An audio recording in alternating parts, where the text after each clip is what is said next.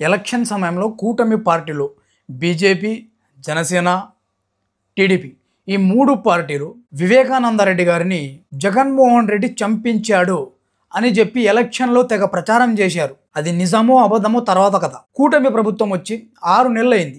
ఎందుకని ఇంతవరకు వివేకానందరెడ్డి గారి హత్య కేసుని ప్రూవ్ చేయలేకపోతున్నారు? ఆ కేసును బయటకు తెప్పించి త్వరగా విచారణ చేయించి ఆ నిజాన్ని ప్రజల ముందుకు ఎందుకు చూపించలేకపోతున్నారు? మీరు కావాలనే జగన్మోహన్ రెడ్డి గారిని ఎన్నికల్లో గెలవడానికి వివేకానందరెడ్డి గారి హత్యని వాడుకున్నారు అనే మాట ఇప్పుడు వస్తూ ఉంది. కూటమి ప్రభుత్వం అధికారంలోకి వచ్చి 6 నెలలైంది. ఇంతవరకు ఆ కేసులో ఎటువంటి పురోగతి లేదు. ఎందుకని అంటే మీరు కావాలని వివేకానందరెడ్డి గారి హత్య కేసుని ప్రచారం కోసం వాడుకున్నారా అనే డౌట్ ప్రజల్లో ఉంది. దీనికి కూటమి ప్రభుత్వం త్వరలో సమాధానం చెప్పాల్సి ఉంటుంది.